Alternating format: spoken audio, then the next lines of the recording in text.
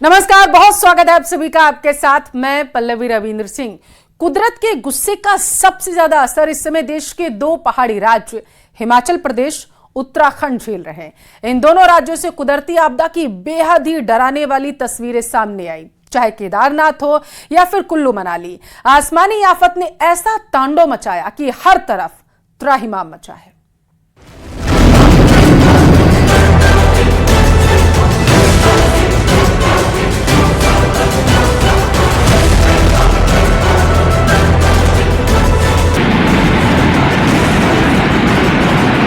पहाड़ों से लेकर मैदान तक आसमानी आफत ने ऐसा तांडव मचाया कि हर तरफ त्राहिमाम मचा है।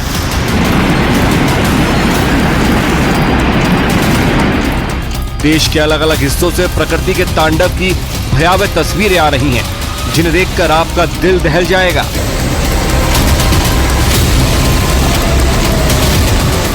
कुदरत के गुस्से का सबसे ज्यादा असर इस समय देश के दो पहाड़ी राज्य हिमाचल प्रदेश और उत्तराखंड झेल रहे हैं। इन दोनों राज्यों से कुदरती आपदा की बेहद डराने वाली तस्वीरें सामने आई हैं। कहीं लहरों ने कहर बरपाया है तो कहीं देखते देखते विशालकाय इमारत पानी में समा गई। कहीं मूसलाधार बारिश के बाद आया सैलाब कुछ मिनटों में सब कुछ बहा लेकर गया।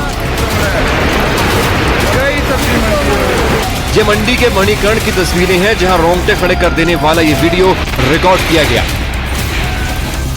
मंडी के ही पंडोह बाजार की तस्वीरें देखिए, जहां ब्यास नदी का पानी लोगों के घरों तक शिकंजा कसने लगा। आलम यह है कि डरे सहमे लोग सुरक्षित ठिकानों को तलाश रहे हैं और प्रशासन की तरफ से लगातार लोगों को सावधान रहने की हिदायत दी जा रही है। कुल्लू से आई तस्वीरें बताती हैं कि कुदरत जब कोहराम मचाती है तो कुछ भी नहीं छोड़ती। आने वाले समय में जिस तरह से मौसम विभाग के द्वारा 3 दिनों के लिए जो अलर्ट जारी किया गया, उसको देखते हुए कहीं ना कहीं और ज्यादा नुकसान होने की संभावना जो है यहाँ पर बनी है। आप देखते हैं कि ये जो 3.5 मंजिले भवन यहाँ पर था, जो चाट सब्जी मंडी का, वो पूरी तरह से यहाँ पर क्षतिग्रस्त हुआ है। उत्तराखंड के भी अलग अलग हिस्सों में भारी बारिश के चलते तबाही की स्थिति बनी हुई है। कहीं सड़कें धंस गई हैं तो कहीं पुल बह गए हैं। उत्तराखंड में टिहरी, केदार घाटी और जागेश्वर में बादल फटने से भयंकर तबाही मची है। सीएम पुष्कर सिंह धामी ने आपदा प्रभावित क्षेत्र का दौरा किया और मरने वाले लोगों के परिजनों से मुलाकात की है। सीएम धामी ने प्रशासन को आपदा राहत कार्य में तेजी के निर्देश दिए हैं और खतरे की जद में आने वाले परिवारों को सुरक्षित स्थानों पर शिफ्ट करने के निर्देश दिए हैं। उत्तराखंड में 24 घंटे में बारिश की वजह से होने वाले हादसों में 10 से ज्यादा लोगों की मौत की खबर है। टिहरी घनसाली के जखनयाली के पास नौताड़ गडरे में बादल फटने से 2 लोगों की मौत हो गई। हल्द्वानी में भारी बारिश से नैनीताल जिले में 3 स्टेट हाईवे समेत 17 रोड बंद हो गए हैं। पिथौरागढ़ में लैंडस्लाइड की वजह से जिले में 27 सड़कें फिलहाल बंद हैं। उधर केदारनाथ पैदल मार्ग पर फंसे यात्रियों को हेलीकॉप्टर से रेस्क्यू करने का अभियान जारी है। भीमबली के पास भी कई यात्री फंसे हैं। यहाँ पर भवनों का और सड़क का, पुलों का बड़ा नुकसान हुआ है। हमारा प्रयास है कि जल्दी से जल्दी एक तो इस क्षेत्र का विस्थापन किया जाए, जो भी मकान यहाँ खतरे की जद में आते हैं उनका आकलन हो गया है। पहाड़ों में बारिश की वजह से भूस्खलन में लोगों की जानें जा रही हैं, तो मैदानी इलाकों में भी बारिश के बाद वाटर लॉगिंग मौत की वजह बन रही है।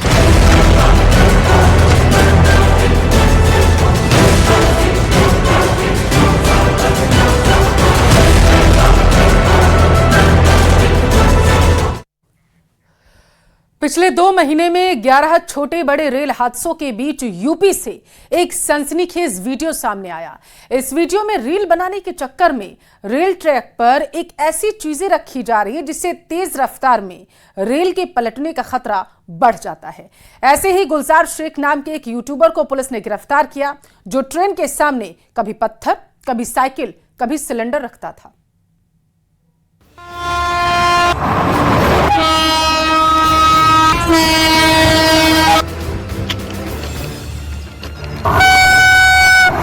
कभी साइकिल, कभी ईंट पत्थर, कभी सिलेंडर तो कभी मुर्गा, और ये सब चीजें रखी जाती थी रेलवे ट्रैक पर। ये गुलजार शेख नाम के इस लड़के की हरकत है, जो रोज न जाने कितने यात्रियों की जान को खतरे में डालता था। गुलजार शेख ने YouTube चैनल बनाया था और वीडियो बनाने के बाद वो इन्हें सोशल मीडिया प्लेटफॉर्म पर अपलोड करता था। मकसद एक ही था, ज्यादा से ज्यादा व्यूज और लाइक्स बटोरने का, ये जानते हुए कि इसका अंजाम कितना भयानक हो सकता है। वो बेफिक्री से वीडियो बनाता था। उसने रेलवे ट्रैक को एक्सपेरिमेंट करने का अड्डा बना लिया था। वो जो भी सामान रेल पटरी पर रखता, उसके बाद ट्रेन वहां से गुजरती थी। इससे कोई बड़ा हादसा भी हो सकता था। आखिर ये कैसी सड़क थी जो कभी भी दूसरों के लिए जानलेवा साबित हो सकती थी। सोशल मीडिया पर जब गुलजार शेख के वीडियो वायरल हुए तो पुलिस ने संज्ञान लेते हुए उसे गिरफ्तार कर लिया। इसके साथ ही रेलवे संपत्ति से छेड़छाड़ के गंभीर मामलों को देखते हुए कार्रवाई की गई। एक ट्वीट के माध्यम से प्रकरण संज्ञान में आए हैं, जिसमें गुलजार शेख नामक व्यक्ति अपने YouTube चैनल पे रेलवे ट्रैक पर विभिन्न वस्तुएं रखकर वीडियो अपलोड करता था। इस व्यक्ति के विरुद्ध में रेलवे सुरक्षा बल द्वारा एक मुकदमा पंजीकृत किया गया है 233/24। थाना नवाबगंज पुलिस द्वारा इस अभियुक्त को गिरफ्तार कर रेलवे सुरक्षा बल को सुपुर्द किया गया है व इसके विरुद्ध में अग्रिम विधिक कार्रवाई की जा रही है।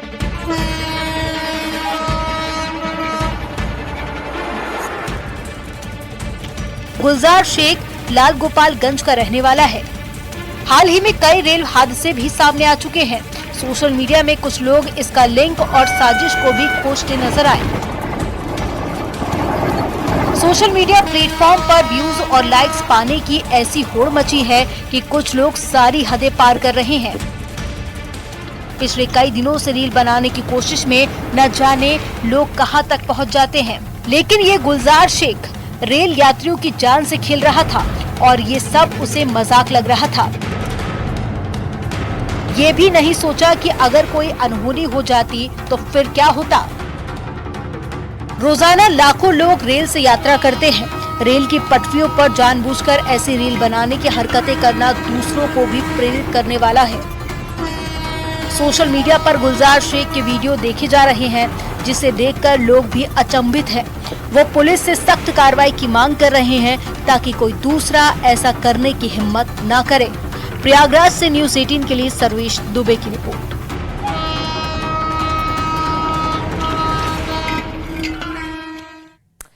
उधर महाराष्ट्र के सतारा में मेडिकल के एक छात्रा की चौथी मंजिल से फेंककर हत्या कर दी गई। इस हत्याकांड का आरोप उसी के बॉयफ्रेंड पर लगा है, जिसे पुलिस ने गिरफ्तार कर लिया है। आरोप है कि लड़की के बॉयफ्रेंड को उसके किसी और से अफेयर होने का शक था, जिसकी वजह से उसने वारदात को अंजाम दिया।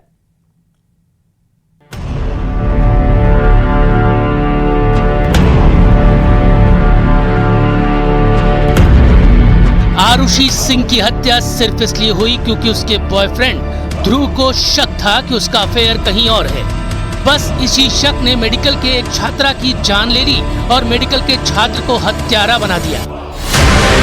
आरोप है कि आरुषि से नाराज ध्रुव ने उसे बात करने के बहाने एक घर की चौथी मंजिल पर बुलाया और फिर उसे चौथी मंजिल से नीचे फेंक दिया।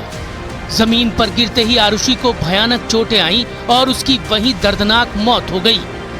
आरुषि बिहार के मुजफ्फरपुर की रहने वाली थी, जबकि आरोपी ध्रुव हरियाणा के सोनीपत का रहने वाला था। दोनों महाराष्ट्र के सतारा जिले में मेडिकल की पढ़ाई कर रहे थे। इससे पहले आरुषि और ध्रुव दिल्ली में साथ साथ पढ़ते थे। आरोप है कि किसी और से अफेयर का शक होने के बाद ध्रुव ने आरुषि को अपने किराए के घर की छत पर बुलाया। वहां दोनों में बहस शुरू हुई जो हाथापाई तक पहुंच गई। आरोप है कि इसी दौरान ध्रुव ने आरुषि को छत से धक्का दे दिया। इस हत्याकांड के बाद पुलिस ने ध्रुव को गिरफ्तार कर लिया है।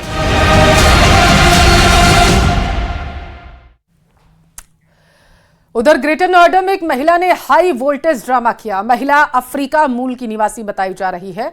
पुलिस के साथ भी अभद्रता करते हुए देखी गई है।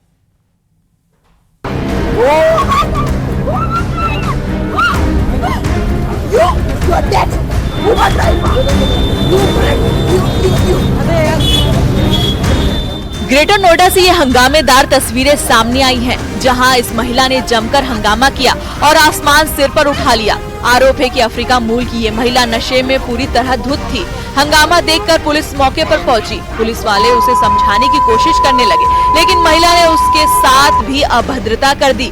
वो एक पुलिसकर्मी को बार बार धक्का दे रही थी।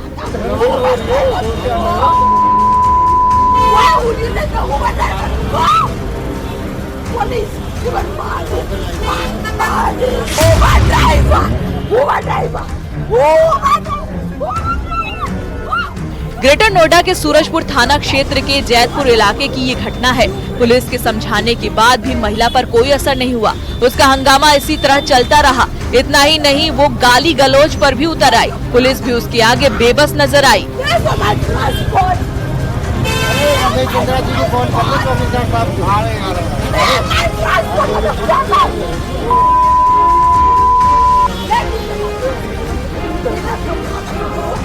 गुरुवार शाम की ये घटना है। सूरजपुर पुलिस को किसी ने सूचना दी कि एक विदेशी महिला सड़क पर हंगामा कर रही है।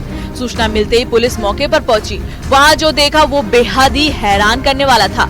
मौके पर भीड़ जमा थी और वो महिला कुछ लोगों के साथ उलझ रही थी। पुलिस ने बीच बचाव की कोशिश की, लेकिन वो उन पर भी आग बबूला हो गई। वहाँ पर कुछ लोग बातें करते देखे गए, जिसमें वो महिला पुलिस को बुलाने की बात कर रहे थे। अरे तो वही तो उसी के लिए एम्बेसी कॉल है, एम्बेसी सिटी का कप्तान साहब साहब गया कि डायरेक्ट कॉल वही तो काम कर रहे हैं। ऐसे बोल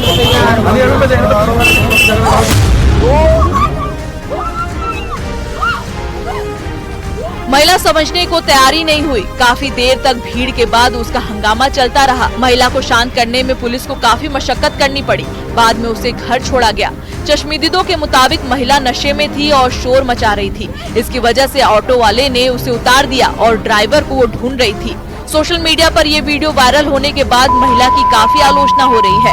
ग्रेटर नोएडा से न्यूज 18 के लिए हिमांशु शुक्ला की रिपोर्ट।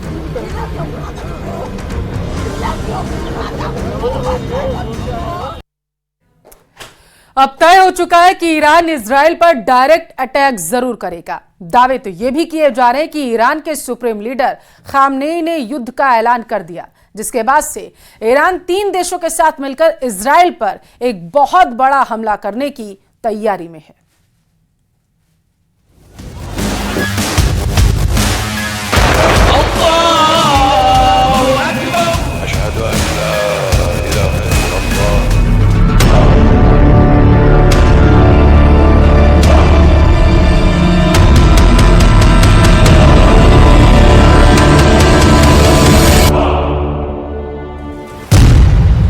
ईरान का आदेश, इजरायल पर सीधा हमला।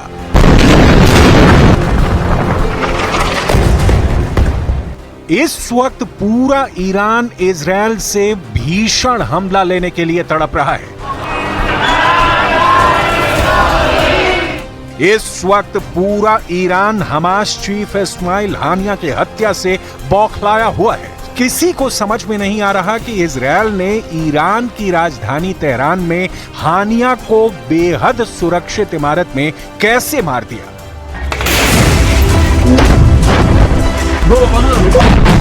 50 साल में ऐसा पहली बार हुआ है कि ईरान के सुप्रीम लीडर अली खामनेई ने इजरायल पर भीषण हमला करने का आदेश दे दिया है।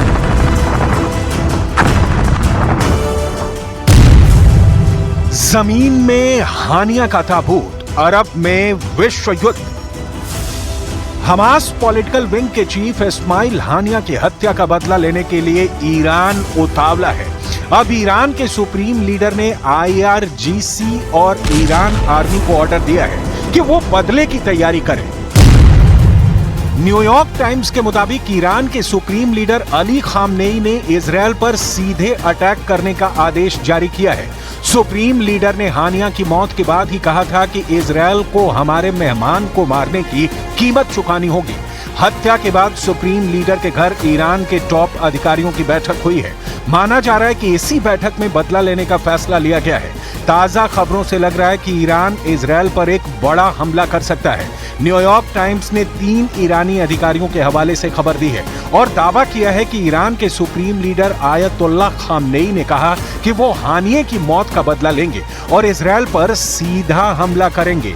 खामनेई ने यह भी कहा कि हानिया की हत्या करके अपराधी यहूदी शासन ने अपनी सजा का आधार तैयार कर लिया है। हानिया हमारे प्रिय मेहमान थे जिनकी हमारी जमीन पर हत्या कर दी गई, उनका बदला लेना हमारा कर्तव्य है। رژیم صهیونی جنایتکار و تروریست با این اقدام زمینه مجازات سختی را برای خود فراهم ساخت و خونخواهی او را که در حریم جمهوری اسلامی ایران به شهادت رسید وظیفه خود می‌دانیم. ימים מאתגרים לפנינו. מאז התקיפה בביירות נשמעים איומים מכל עבר. אנחנו ערוכים לכל תרחיש ונעמוד מלוכדים ונחושים מול כל איום. ישראל תגבה מחיר כבד מאוד על כל תוקפנות נגדנו מכל זירה שהיא. सुप्रीम लीडर आयतुल्लाह खामनेई के आदेश के बाद से ईरान ने इजरायल पर बड़ी जंग की तैयारी शुरू कर दी है। इसके संकेत साफ साफ दिखने लगे हैं। ईरान में एक मस्जिद पर लाल झंडा फहरा दिया गया है। ईरान के कूम में ऐतिहासिक जामकरन मस्जिद पर लाल रंग का झंडा फहराया गया है, जो युद्ध का संकेत है। ईरान पहले भी इजरायल पर सीधे अटैक कर चुका है, लेकिन तब उसके सभी रॉकेट्स और ड्रोन इजरायल और उसकी अलायंस फोर्सेज ने रोक दिए थे। ईरान के मिलिट्री कमांडर इसी तरह का इजरायल पर दूसरा हमला करने की तैयारी में जुट गए हैं। खबर यह भी है कि मिलिट्री कमांडर हमले के उन तरीकों को तलाश रहे हैं जिनमें आम नागरिकों की जान न जाए। ईरान इस बार अपने प्रॉक्सीज के साथ मिलकर हमले को अंजाम देने की तैयारी कर रहा है। अगर इजरायल के ऊपर सीरिया, इराक, यमन, लेबनान और ईरान की ओर से एक समय में अटैक होता है तो उसके एयर डिफेंस को उन्हें रोक पाना मुश्किल होगा। जानकार मानते हैं कि सैकड़ों रॉकेट्स में से अगर 2-3 रॉकेट इजरायल के एयर डिफेंस को भेद कर शहरों में गिरते हैं तो ईरान कह सकता है कि उसने हानिया की मौत का बदला ले लिया है।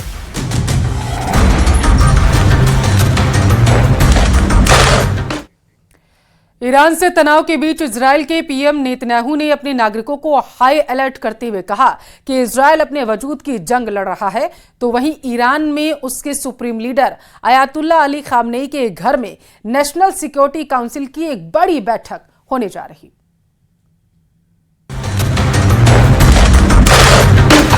इससे पहले भी ईरान ने इजरायल से बदला लेने का ऐलान किया था। तब 3 जनवरी 2022 को ईरानी कुद्स फोर्स के शीर्ष कमांडर जनरल कासिम सुलेमानी की हत्या के बाद जामकरन मस्जिद पर लाल झंडा लहराया गया था। ईरानी कमांडर कासिम सुलेमानी को साल 2022 में राष्ट्रपति ट्रंप के आदेश पर जान से मार दिया गया था। कासिम सुलेमानी इराक में एक अमेरिकी एयर स्ट्राइक में मारे गए थे। इसी साल 5 जनवरी को भी मस्जिद पर लाल झंडा लगाया गया था, जब कासिम सुलेमानी के मौत की बरसी पर आयोजित एक कार्यक्रम में जबरदस्त बम विस्फोट हुआ था, जिसमें 80 से ज्यादा ईरानी मारे गए थे। यानी ईरान अब इजरायल से बदला लेने जा रहा है, इसमें कोई शक नहीं रह गया है। तेहरान में ताबूत, इजरायल से मांगे बदला। इजरायल ने हमास चीफ हानिया को मारकर एक तीर से 4 निशाने लगाए हैं। हमास, हिजबुल्ला, हूथी और ईरान, इन चारों को इजरायल ने एक साथ चैलेंज किया है। कुछ जानकारों का मानना है कि इजरायल चाहता है कि लगभग 10 महीने की गाजा जंग में जिस तरह से हमास का लगभग सफाया किया गया है, ठीक उसी तरह से ईरान, यमन, सीरिया, लेबनान में मौजूद बाकी दुश्मनों को भी ठिकाने लगाया जाए, क्योंकि इजरायल जानता है कि दोबारा से अपने दुश्मनों के खिलाफ इतनी बड़ी जंग शुरू करना जरा भी आसान नहीं होगा।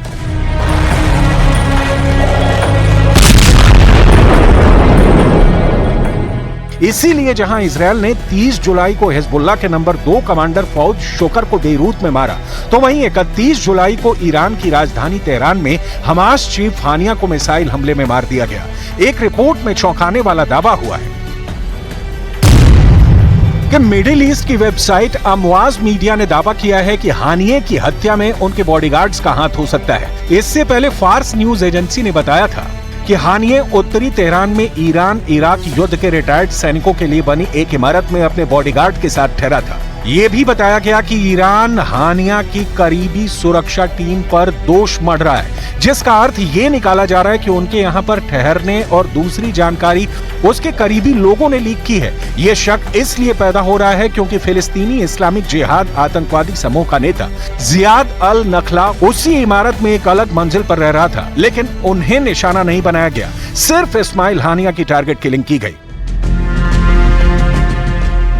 वहीं दूसरी तरफ इजरायल के पीएम नेतन्याहू ने राष्ट्र के नाम संबोधन में कहा कि इजरायल के लिए आने वाले दिन मुश्किल हो सकते हैं, हम हर चुनौती का सामना करने के लिए तैयार हैं। والقسام اليوم أعلن أن الاحتلال لن ينجو من العقاب وقد فتح الآفاق للمقاومة لنترك الميدان يحدد كيف ترد الأمة ويرد القسام وترد إيران ويرد محور المقاومة على استشهاد إسماعيل.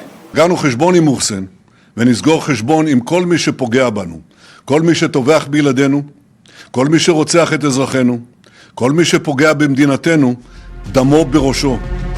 ईरान के सामने सबसे बड़ी मुश्किल यह है कि जो हमास चीफ हानिया ईरानी राष्ट्रपति मसूद पेजेशकियन के शपथ ग्रहण समारोह में बेहद जोश में दिख रहा था, उसे भी एहसास नहीं था कि इजरायल ईरान की जबरदस्त सुरक्षा कवच को तोड़कर उन्हें मार सकता है। खुद ईरान के नए राष्ट्रपति मसूद पेजेशकियन ने इजरायल के इस खौफनाक हमले से सख्ते में है। हकीकत में इस वक्त ईरान को समझ में नहीं आ रहा कि वो इजरायल से बदला कैसे ले, क्योंकि अमेरिका ने साफ साफ कह दिया है कि अगर इजरायल पर हमला हुआ तो अमेरिका इजरायल का जंग में पूरा साथ देगा। तो वहीं दूसरी तरफ इजरायल डिफेंस फोर्स ने ईरानी हमले से निपटने के लिए कमर कस ली है। इजरायल के रक्षा मंत्री कार्यालय के सूत्रों ने एक मीडिया एजेंसी को बताया है कि ईरान की धमकी के बाद आईडीएफ ने खुद को किसी भी स्थिति से निपटने के लिए तैयार कर लिया है। इजरायल के रक्षा मंत्रालय के सूत्रों के मुताबिक हमास, हिजबुल्ला और समुद्र में हूथी के साथ मिलकर ईरान इजरायल पर हमला कर सकता है। खुफिया रिपोर्टों के मुताबिक ईरान द्वारा सीधे या उसके प्रॉक्सी के माध्यम से कुछ हमले हो सकते हैं, जिससे निपटने के लिए इजरायल ने तैयारी कर ली है। उधर खामनेई की खुली धमकी के बाद तेल अवीव और हाइफा में इजरायली सेना ने अपने सैन्य अड्डे को मजबूत करने का आदेश दिया है। लेकिन सवाल फिर वहीं आकर ठहर जाता है कि क्या ईरान अपने दम पर इजरायल से युद्ध कर पाएगा? क्या ईरान को ऐसा लगता है कि अगर जंग शुरू होती है तो रूस के राष्ट्रपति पुतिन और चीन के राष्ट्रपति शी जिनपिंग जंग में ईरान का साथ देंगे? अगर ईरान का साथ रूस और चीन देते हैं तो फिर अमेरिका और यूरोपीय देश इजरायल का खुलकर साथ देंगे। और अगर ऐसा होता है तो फिर अरब से विश्व युद्ध शुरू होने से कोई रोक नहीं पाएगा।